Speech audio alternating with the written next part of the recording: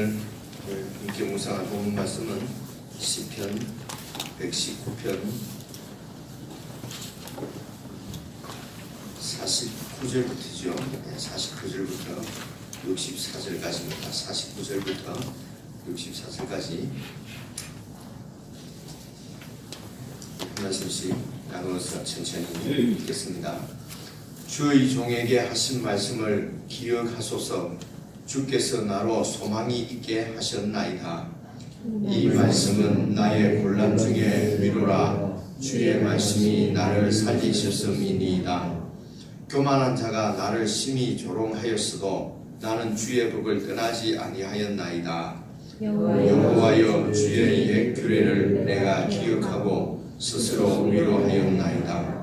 주의 율법을 버린 악인들을 인하여 내가 맹렬한 노에 잡혔나이다. 나의 나그네 된 집에서 주의 율례가 나의 노래가 되었나이다. 여호와여, 내가 밤에 주의 이름을 기억하고 주의 법을 지켰나이다. 내 소유는 이것이니 곧 주의 법도를 지킨 것이니이다. 여호와는 나의 분깃이시니 나는 주의 말씀을 지키리라 하였나이다. 내가 진심으로 주의 은혜를 구하여 싸우니 주의 말씀대로 나를 긍휼히 여기소서. 내가 내 행위를 생각하고 주의 증거로 내 발을 돌이켜 싸우며 주의 계명을 지키기에 신속히 하고 지체치 아니하였나이다. 악인의 줄이 내게 두루 얽혔을지라도 나는 주의 법을 잊지 아니하였나이다. 내가 주의 의로운 규례를 인하여 밤중에 일어나 주께 감사하리이다. 나는 주를 경외하는 모든 자와 주의 법도를 지키는 자의 동무라. 여호와여, 주여 인자하심이 나에 충만하였사오니 주의 율례로 나를 가르치소서. 아멘. 우선 먼저 제가 두 가지만 말씀을 드려야 되겠는데요. 계속해서 보시면은 주님의 말씀이 나의 소망이다, 또 나의 위로다, 그리고 내가 주님의 옛 규례를 기억하고 스스로 위로했다. 그리고요, 또 59절 같은 데 보면은 내가 내 행위를 생각하고 주의 증거로 내 발을 돌이켰다. 내가 주의 계명을 지키기에 신속하고 지체지 아니했다. 61절도 악인의 줄이 내게 두루 얽혔을지라도 나는 주의 법을 잊지 아니했다. 62절 내가 주의 의로운 규례를 인하여 밤중에 일어나 주께 감사하리라. 계속해서 내가 말씀을 사랑하고 말씀을 지키고 또 말씀을 붙잡고 살았다 이래 했는데, 정작 그 말씀을 지키고 우리가 기억한 이 시편 기자가 기억한 주의 말씀, 지킨 주의 말씀이 어떤 것인가, 무엇인가 하는 것은 지금 하나도 나오지가 않으니까요. 그러니까 이런 부분들이 이제 잘못하게 되면은 좀 추상적이 될 수가 있는 것이죠. 계속 지금 우리가 64절까지 읽었는데 하여튼 말씀이 중요하고 말씀이 주님의 통치고 말씀이 하여튼 소망이고 위로고, 그건 계속 우리가 지금 읽어왔는데, 그래서 어떻게 이 시편 기자는 어떻게 살았다는 것인지, 뭘 지켰다는 것인지, 한 번도 안 빠지고 교회를 갔다든지 주일 성수를 했다든지 헌금을 했다든지 이런 게 구체적인 이런 무슨 가이드가 좀 있어야 우리도 그럼 그 가이드대로 그렇게 하고 주일을 성수하고 혹은 헌금을 바치고 혹은 성질을 안 내고 그냥 말을 좀 점잖게 하고 이런 어떻게 하는 것이 주님의 말씀이다, 법이다, 이런 것이 좀 나오면은 우리도 그렇게 좀 딱 지키면은 나도 말씀을 사랑한다, 나도 법도를 지켰다, 좀 이렇게 할 수가 있지 않겠습니까? 그렇죠? 근데 오늘도 우리가 이렇게 묵상하려고 하면은 계명을 지키기에 신속하고 나도 주님의 계명을 신속하게 지켜야 되겠다, 이렇게 묵상하실 때 말입니다. 나도 주의 계명을 신속히 지켜야 되겠다, 이렇게 적용을 한단 말입니다. 그럼 이 시편 기자에게는 무슨 계명이 주어졌을 텐데, 그럼 나에게 주어진 주의 계명은 무엇일까? 이렇게 이제 깊이 생각을 해보셔야 되는데, 근데 나에게 주어진 주의 계명은 뭐 어떤 것일까? 또 돌아와서 또 말을 점잖게 하고 화내지 말고, 혹은 뭐 직장 현업에 있거나 현장에 있으면 왜 이게 정직하게 해야 되고 정직하게 할 수 없는 이런 여러 가지 여건들, 환경들 이런 것들이 생기지 않습니까? 직장이나 이런 데서는. 그러면 뭐 그런 것 때문에 그런 것을 지키라는 것인가, 여러 가지로 생각을 할 수 있는데, 근데 이제 우리가 은퇴하고 또 이렇게 계시면 별로 그런 일, 부닥치는 일은 별로 없잖아요. 그리고 또 집에 또 아이를 키우고 있고 뭐 이러면은 뭐 그런 뭐 갈등 생기는 일들도 좀 현저하게 줄어들거든요. 그럼 도대체 주의 말씀을 지킨다 하는 것은 이런 게 어떤 것을 말하는가, 이제 이런 부분들이 조금 좀 우리가 생각을 하고 읽지 않으면은 좀 이렇게 좀 주상식이 될 것 같다, 이제 이런 생각이고요. 이제 하나는 이 말씀을 좀 이해를 하시려고 하면요, 57절 한번 봐보십시오. 57절 보시면은 여호와는 나의 분깃이시니 나는 주의 말씀을 지키리라 하였나이다, 이렇게 되어 있거든요. 그래서 여호와는 나의 분깃이시니 나는 주의 말씀을 지키리라 하였나이다. 그래서 주의 말씀을 지키는 것이 어쨌든 이 시편 기자에게는 출애굽기에 나오는 십계명이고 구약의 율법이었거든요. 근데 오늘 저희들은 십계명, 구약의 율법 우리가 다 알지도 못하고, 십계명도 잘 10가지 계명도 잘 안 외워지지 않습니까? 그죠? 근데 또 오늘 우리들에게는 이런 십계명을 지키거나 이 레위기나 이런 데 나오는 율법을 지키는 이런 것이 말씀을 지키는 것은 또 아니라고 배운 것 같고, 그죠? 그러니까 그래서 이제 이런 말씀을 또 우리가 어떻게 잘못 읽게 되면은 우리도 구약 율법을 다 배우고 알고 지켜야 된다, 이제 이렇게 갈 수도 또 있거든요. 그래서 이제 구약 율법을 지키려고 하면은 이 레위기에 있는 말씀, 오늘 우리가 지킬 수 없는 말씀들도 많잖아요. 그죠? 우리가 아시는 대로 다 예수만에 성취되어져 있기 때문에 구약에 있는 율법을 그대로는 안 지키거든요. 예를 들면은 예배 드리러 올 때 양을 끌고 오거나 목사가 양을 잡아가지고 피를 가지고 예배를 드리거나 이런 건 지금 안 하잖아요. 그죠? 그러니까 이 구약 율법 그대로 이분들이 지킨 대로 우리가 지킬 수도 없는 문제거든요. 그래서 이제 이래서 우리 신앙이 좀 허공에 이렇게 좀 뜰 수가 있고, 그래서 그렇게 안 하려고 하니까 이제 이 전체 말씀을 몇 가지 이렇게 몇 가지 이렇게 원리만 이렇게 또 소위 말해서 이 성경 가운데 추출해서 그걸 이제 평생 붙잡고 사는 것을 또 말씀을 지킨다, 이렇게 할 수도 있거든요. 그래서 이제 이런 생각들을 좀 가지시고 57절에 여호와의 나의 분깃이다 할 때, 이 분깃이라는 말은 유산이라는 말이에요. 유산이고, 그리고 상속받는 상속이 그 유산이죠. 상속받는 것. 그리고 내 몫이라는 것이죠. 분깃은 나의 몫이다, 이런 말입니다. 그래서 이 구약 성경에 있어서 이 이스라엘들에게서 나의 분깃이라고 하는 것은 구약에서는 땅을 얘기합니다. 가나안 땅. 그래서 이 땅을 이 이스라엘 백성들이 가나안 땅을 자기들의 유산이라고 그렇게 믿은 것은 그 시작이 어디에서부터 시작하냐면은 하나님이 아브라함과 맺은 약속의 언약에 근거를 합니다. 그러니까 하나님이 아브라함하고 맺은 언약이 바로 가나안 땅을 분깃으로 너희들에게 주겠다는 것입니다. 너희들의 소유로, 너희들의 유산, 대대로 너희들이 자손 대대로 물려줄 유산, 상속으로 너희에게 주겠다. 그래서 구약에 있는 백성들은 자기들의 분깃이 바로 가나안 땅이었어요. 그래서 이제 가나안 땅을 정복하고 들어가서 그곳에서 자기 땅들을 다 분배받는 것입니다. 그래서 이제 이 지파별로 또 가정별로 이렇게 다 자기 땅을 이렇게 분배를 받았습니다. 이것을 그들은 하나님으로부터 받은 자기의 목, 분깃, 상속, 유산. 그래서 이 땅을 이 이스라엘 백성들은 뭐 사거나 팔거나 이렇게 하지 못하게 되어 있고 이제 그 땅을 계속해서 자손에게 이제 물려주는 것입니다. 그럼 그 땅이 뭐냐면은 바로 생명의 근원이었어요. 그 땅에서 농사를 지어서 나온 소산을 가지고 먹고 살았단 말이에요. 그러니까 이 하나님이 약속해서 주신 그 약속, 그 내복, 내분깃, 그것이 바로 생명의 이제 뭐죠? 근원, 생명의 근원이 거기서 이제 먹고 이렇게 사는 것입니다. 곧 생명입니다.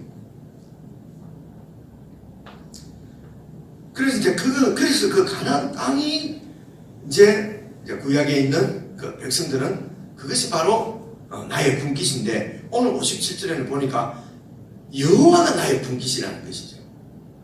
그래서 하나님이 가나안 땅을 우리의 분깃으로 주신다고 해서 그 말씀을 믿고 가나안 땅이 그들의 소망이었어요. 소원이었어요. 그래서 그 소망의 가나안 땅에 들어와서 그 땅을 차지한 것입니다. 나무 이러지만 기쁘지 않습니까? 그죠? 거기서 이제 내 몫을 받았습니다. 그래서 그곳에서 살아보니까 하나님께서 말씀하신 것은 우리에게 주시겠다고 하는 약속의 그 땅, 분깃, 내 소유가 바로 이 땅이 아니라 여호와 하나님이 주시겠다고 하는 것은 내 분깃이라는 것입니다. 이것을 시편 기자도 다윗도 깨달았고 아브라함도 깨달았고, 그래서 여러분 제가 가끔씩 인용하던 히브리서 11장에 나오는 믿음장 나온 데 있지요. 거기 보면 이 아브라함도 결국 하나님이 나에게 약속하신 것은 자손도 아니고 내 후손도 아니고 땅도 아니고 바로 하나님의 아들 그리스도가 이 땅에 오셔서 통치하시는 하나님의 나라를 하나님께서 나에게 주신다고 하셨구나 하는 것을 이제 아브라함도 깨달았다는 것입니다. 이걸 끼우고 우리끼리니까 손을 이렇게 해서 여러분 히브리서 11장 다시 한번 봅시다. 이렇게 해서 바로 이 얘기구나 이렇게 딱 알게 되면은 여러분 잊어버리지 않습니다. 히브리서 신약성경 히브리서 11장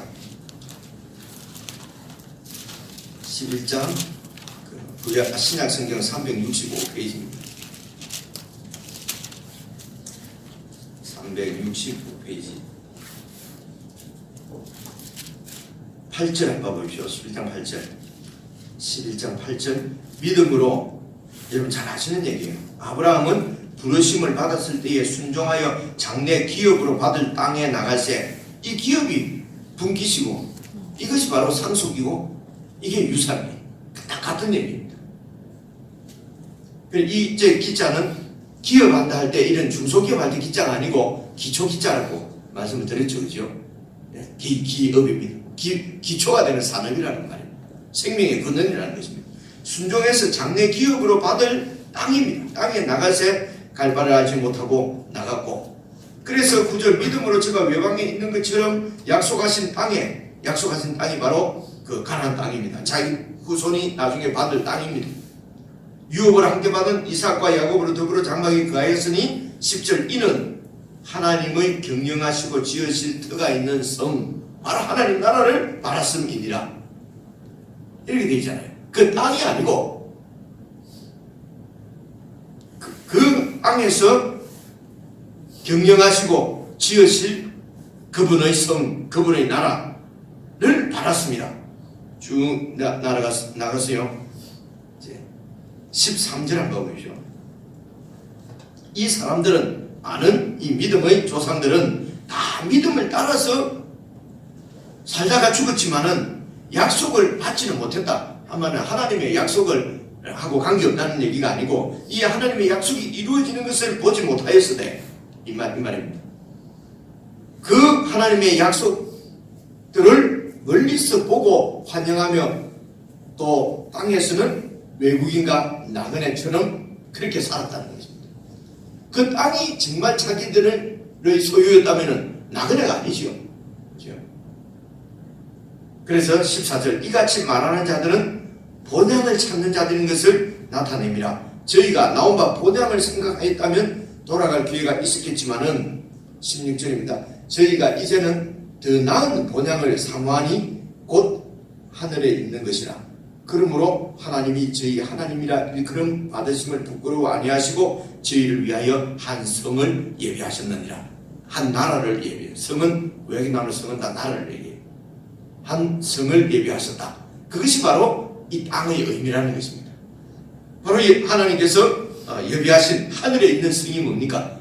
바로 그 아들 예수 그리스도가 왕이 되셔서 통치하시는 하나님의 나라를 얘기하는 것입니다. 그래서 우리 요한복음 읽을 때 그렇지 않습니까? 예수님께서 말씀하시기를 아브라함도 내 때를 바라보고 즐거워했다 라는 말씀이 이런 말씀입니다. 아브라함도 내 때 내가 죽고 부활해서 왕이 되셔서 다스릴 그 하나님의 나라를 바라보고 즐거워하고 기뻐했다. 그러니까 유대인들이 뭐랍니까? 아니 50도 안 됐는데 네가 우리 조상 아브라함을 봤냐? 이렇게 완전히 지금 헛다리 짚고 있는 거 아닙니까? 그죠? 그래서 다시 이제 앞으로 넘어와가지고요. 시편입니다. 이 시편 기자도 이 가나안 땅이 나의 분깃이 아니라 들어와서 살아보니까 이 가나안 땅에서 지으시고 경영하시는 하나님의 나라가 바로 내 분깃이구나. 그래서 여호와가 나의 몫이라는 것입니다. 그래서 나는 주의 말씀을 지키리라 하였나이다. 이 주의 말씀은 여호와 하나님의 통치를 말합니다. 통치. 그래서 여기에 계속 나오는 주의 말씀도 아까 제가 제일 처음에 그런 말씀을 지킨다는 것은 무엇이냐 그렇게 말씀드리지 않습니까? 그게 여러분 49절부터 이제 그런 마음 가지고 한번 봐보십시오. 주의 종에게 하신 말씀을 기억하소서. 주께서 나로 소망이 있게 하셨나이다. 이제 주의 종이라고 얘기하잖아요. 그래서 이 지금 말씀을 지킨다 하는 근본적인 것은 우리의 정체성을 바로 세우는 것을 말합니다. 1차적으로 우리 정체성은 뭡니까? 나의 분깃이 여호와 하나님이라. 이 땅이 아니고 여호와 하나님이 나의 분깃인 사람들이 저와 여러분이라는 것입니다. 그래서 1조 이거 지키고 2조 이거 지키고 3조 이거 지키면은 그러면은 다 된 것이다. 그런데 예수님이 우리를 너무 수월하게 해준 거죠. 그죠? 구약 백성들은 뭐 1300 몇 가지인가 1200 몇 가지인가 이 개수도 자꾸 잊어버리네요. 그거 해야 되는데 우리는 예수님 안에서 싹 예수님 주라 줘가지고 3개, 5개 뭐 원리를 주셨다. 이렇게 이해하면은 예수님의 그 십자가 죽음이 너무 그 1000가지 넘는 것을 한 3가지를 줄여주려고 예수님께서 십자가에 이 땅에 옷을 죽으셨다. 이러면 좀 그런 것이 신뢰고 그런 것들이 하나님 앞에 욕을 돌리는 거 아니겠습니까? 그렇죠? 그래서 그렇게 숫자 줄여 오신 분이 아니고 우리가 하나님의 백성이고 주의 종인 것을 분명하게 알려주신 분, 그렇게 살도록. 그러니까 주의 종이라는 말은 여호와가 나의 분깃이다 하면 여호와 하나님이 내 것인데 여기 지금 주의 종이라는 것은 뭡니까? 우리가 주의 것이라는 것이요. 주의 종, 내가 주의 종이란 말입니다. 그러면 여호와 하나님이 내 주님이라는 얘기잖아요. 우리가 예수님을 나의 주여라고 그렇게 부르지 않습니까? 예수님이 나의 주인이란 말입니다. 그럼 나는 주님의 소유입니다. 그래서 어떤 1조, 2조, 3조를 지키는 것이 우선이 아니라 저와 여러분, 내가 지금 정체가 뭐냐는 것입니다. 내 신분이 뭐냐, 내 존재가 뭐냐는 것입니다. 뭐냐는 것입니다. 바로 여호와가 나의 소유고 내가 내 주인, 내가 또 여호와의 소유고, 그래서 여호와께서는 우리를 당신의 분깃이라고 얘기를 해요. 여호와가 나의 분깃이고 여러 군데서 여호와께서 우리를 내 것이다 그렇게 말한단 말입니다. 내 것이 바로 분깃이고 소유입니다. 영어로는 쉐어라고 그러거든. 쉐어가 내 몫이다 이런 말입니다. 그러니까 이게 지금 우리의 정체성입니다. 우리가 이 땅에 이렇게 살지만은 하나님이 내 주인이라는 것이죠. 그래서 이 주의 종이라는 말은 우리의 그런 존재 자체가 무엇이냐? 하나님의 종이고 그분이 나의 주인이고, 그래서 이 말씀은 내가 주의 종이라는 말은 그 주님에게 헌신과 충성을 바치는 사람을 말한다는 말입니다.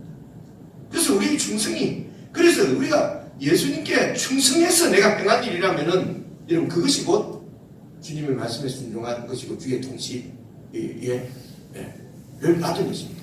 그래서 지금 소위 말해서 신약 시대에 우리들 안에는요, 우리들은 여러분 그 뭐 옛날 뭐 목사님들 설교 들으면 우리 목사님 말고 이런 예화 있지 않습니까? 무슨 옛날 그 중세 시대 때 제가 정확하지가 않는데요. 어떤 뭐 소설인가 어떤 책에 보면 그런 얘기가 나와요. 거룩한 그때는 성당이잖아요. 거룩한 성전에서 어떤 한 교인이 한 교인이 막 물구나무를 쓰고 막 이러더라는 거죠. 그래서 그 신부님인지 안 그러면 그게 누가 지금 얘기가 정확하지가 않아요. 누가 보고 아니 저런 경건치 못한 하나님 앞에서 물구나무를 쓰고 막 이러니까 그죠? 그래서 아주 뭐 우중을 했답니까? 뭐 하나님 앞에 불경하다고 했답니까? 그런데 그 사람이 광대였대요. 그래서 하나님께서 드릴 수 있는 것은 자기의 재주, 그 재주를 막 은혜를 받아갖고 하나님께 드린다고 물구나무를 쓰고 이랬다, 무슨 그런 이야기들이 있어요. 그래서 지금 이 하나님, 우리가 정말 하나님의 종이고 그분이 나의 분기시고 그분이 나의 주인이고 그렇게 우리가 믿는다면은 그 고린도전서가 어디에 나오잖아요. 우리 모두는 자기를 위해서 사는 사람이었고 다 주를 위해서 사는 사람이고 자기를 위해 죽는 사람이었고 다 주님을 위해서 죽는 사람이다. 그래서 고기를 먹든지 안 먹든지 이것을 하든지 저것을 안 하든지 하는 그것이 지금 중요한 것이 아니고 그런 말씀도 또 어디 나오잖아요. 우리가 다 주님의 것이고 하면은 내가 무슨 짓을 하든지 네 간섭하지 마라 이런 것은 주의 종이 아니지요. 우리가 정말 주의 종이라고 하면은 상대방이 하는 모든 행위들, 내 지체들이 하는 행위들을 주님의 종으로 인정을 해줘야 되는 것입니다. 그래서 고린도전서 8장 이런 데도 보면은 네가 뭔데 네가 이 하인의 주인이 이 하인이 넘어지거나 뭐 일어나거나 하는 건 다 주인에게 달려있는 것이지 네가 왜 남의 하인을 이래라 저래라 하느냐 이런 말씀도 나오거든요. 그래서 우리가 정말 주님의 것이고 주님이 나의 주인이라면은 그 우리의 지체가 처한 상황에서 그 지체의 물구나무를 쓰든지 물구나무를 쓰는 것은 하나님 앞에 교회에서는 해서는 안 될 짓이다 이렇게 할 수가 없다는 것입니다. 내 것을 그냥 전부 다 드리는데 내가 드릴 것이 물구나무 쓰는 것밖에 없으면 물구나무를 드리면 되는 것입니다. 그래서 중요한 것은 물구나무를 썼느냐 그냥 바로 서서 하느냐 이런 것이 중요한 것이 아니고 정말 여호와 하나님이 나의 주인이 내가 주의 종이냐 하는 것입니다. 주의 종이냐. 그래서 정말 주님을 기쁘시게 해드리고 싶고 주님의 사람으로 주님과 동행하는 그런 삶을 우리가 사는 그런 정체성을 가지고 있느냐 하는 것을 지금 얘기하는 것이란 말이에요. 그래서 지금 여기서 말씀하시는 대로 그렇게 보십시오. 그래서 주님께서 함께 하시고 주의 말씀은 뭡니까? 내가 너를 사랑한다는 것이죠. 어떻게 볼 수 있습니까? 아들을 희생시킬 만큼 내가 너를 사랑한다. 그 말씀을 그 한 말씀이 지금 한 말씀을 내가 예를 들어서 드린 말씀입니다. 예를 들어서 말씀입니다. 그래서 그 말씀을 기억하소서 종에게 하신 말씀을 기억하소서 주께서 나로 소망이 있게 하셨나이다. 소망을 어디서 얻었다는 것입니까? 주님의 말씀이네. 그리고 50절 이 말씀은 나의 곤란 중에 위로라. 주의 말씀이 나를 살리셨음이랬다. 이렇게 이 시편 기자가 그러니까 이 세상 살면서는 아주 곤란한 처지에 지금 당했다는 얘기지 않습니까? 그 곤란한 처지 가운데서도 그 곤란한 처지에서 빠져나오는 길도 세상 방법이 아니고 사람 찾아다니거나 이런 것이 아니고 주의 말씀이 나를 살린다. 그래서 주의 말씀은 주님의 임재 자체를 얘기하는 것입니다. 주님의 임재 가운데 주님과 동행하면서 주님을 느끼면서 주님을 경험하면서 근데 주님을 경험하자 하고 눈 감고 있으면 주님이 경험이 안 되고 말씀을 읽고 묵상하고 오늘 이제 이런 제 설명을 듣고 이 말씀이 이렇게 중요하구나 이런 그러니까 세상이 중요한 것이 아니고 하나님 말씀이 중요하구나. 그래서 말씀을 많이 읽고 말씀을 외우기도 하고 그리고 어떤 사람은 말씀을 외우는 게 좋다고 그러고요. 어떤 사람은 말씀을 외우는 건 독이라고 그러고 어떤 사람은 말씀을 묵상해야 된다는데 어떤 목사님은 말씀 묵상은 사탄이 주는 것이다 이렇게 생각하는 분도 있거든요. 우리는 우리 여기만 이렇게 있었으니까 모르지만 근데 그렇게 하면 안 된다. 아무리 목사님이라도 말씀을 다독하는 것은 안 좋고 다독하는 것이 좋고 이렇게 칭할 수가 없어요. 내가 주님을 정말 사랑하느냐 사랑하지 않느냐, 내가 주님의 임재를 사모하느냐, 어떤 곤란한 일에도 주님의 말씀이 나의 위로냐, 주님의 임재 기도하고 성도들과 함께 모이고 예배를 드리고 하는 것이 나의 위로냐, 아니면은 그냥 세상 그냥 내 이득을 위해서 그냥 세상을 찾아 돌아다니는 것이 나의 위로냐, 이제 이런 정치적인 문제라는 것이죠. 그래서 51절 보십시오. 교만한 자가 나를 심히 조롱하였어도 나는 주의 법을 떠나지 않았다. 교만한 자가 뭡니까? 교만한 자는 바로 53절입니다. 주의 율법을 버린 악인들, 교만한 자들. 주의 율법을 버렸다. 이 말은 주님의 통치를 거부했다는 것입니다. 하나님의 말씀이 아니고 자기 자신이 율법이 되는 것이죠. 자기 자신이 기준이 되는 것입니다. 법이 되는 것입니다. 이런 자들, 교만한 자들. 이런 자들은 우리처럼 오직 하나님의 말씀이 우리의 소망이고 우리의 위로다. 이러면은 이 교만한 자들은 참 게으르고 힘도 없고 약한 자들의 어떤 그 약한 자들의 뭐라고 그래요? 그 자기 변명, 자기 도피가 바로 신앙이다. 믿는다는 것이다. 이런 식으로 우리를 조롱합니다. 그죠? 그러면 나도 참으니까 이것들이 가만되긴 줄 아나? 나도 그러면서 세상을 향해 가버리면은 그거는 교만한 자가 되는 것이죠. 그렇죠? 그래서 교만한 자가 나를 심히 조롱해도 나는 주의 법을 떠나지 아니하였다. 주님을 사랑하고 주님을 예배하고 주님의 백성들과 함께 모이고 함께 교제하고 이 주님의 통치를 떠나지 않았다는 것입니다. 누구처럼요? 저와 여러분처럼.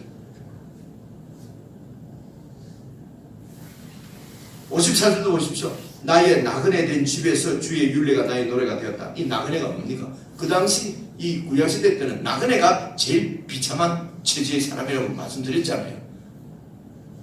나그네 되었을 때도 나그네 되면 어떡합니까? 그 원주민들한테 빌붙어가지고 어쩐지 원주민 마음에 들어가지고 원주민들한테 붙어 사는 것이 안전한데 그게 아니고 주님의 율례가 나의 노래가 되었다. 나그네 삶에서. 오늘 우리가 인생이 나그네 삶하고 비슷하지 않습니까? 그래서 이 나그네 삶 가운데서 너무도 비참하고 외롭고 힘들고 그래서 나도 세상에서 많이 가져야 되겠다. 가져보세요. 개발해보세요. 자기를. 그게 정말 나의 노래가 되는가? 그런데 이 사람은 참 주의 종은 여호와 하나님을 나의 분깃으로 삼는 사람은 그런 나그네 삶에서도 주님의 임재가, 주님의 율례가, 주님의 통치가 내 노래가 되었다. 50원들도 마찬가지입니다. 여호와여 내가 밤에 주의 이름을 기억하고 주의 법을 지켰다는 말은 밤 같은 이런 갈바를 알지 못하고 시력같이 어두운 밤 같은 내 인생의 고통, 고난의 순간에도 그 고난을 이기기 위해서 좌절하거나 그 고난을 이기기 위해서 세상을 붙잡거나 우리부쩍거나 낙심하거나 이렇게 한 것이 아니고 주의 법을 지켰다는 거죠. 주님의 임재, 주님의 통치 가운데 그런 밤 가운데서 밤 같은 그런 어려운 환경 가운데서도 그저 소망이 주님께 있는 줄 믿고 주님께로 나오고 주님을 기억하고 주님을 묵상하고 말씀을 붙잡고 기도하고 읽고 묵상하고 일했다 이 말입니다. 그래서 56절 내 소유는 이것이다.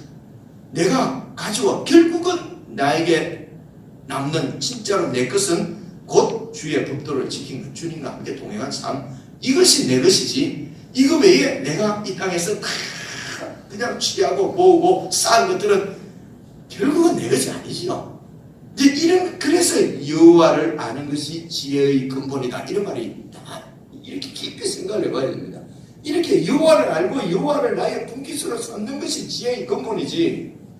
이게 아니면은 세상 지혜를 가지고 세상에서 아무리 지혜롭게 살고 그렇게 해서 아무리 많은 것을 세상의 지혜는 뭡니까? 이 세상을 요령 있게 잘 살아가는 것을 지혜라고 그러잖아요. 사전에도 그래 나오잖아요.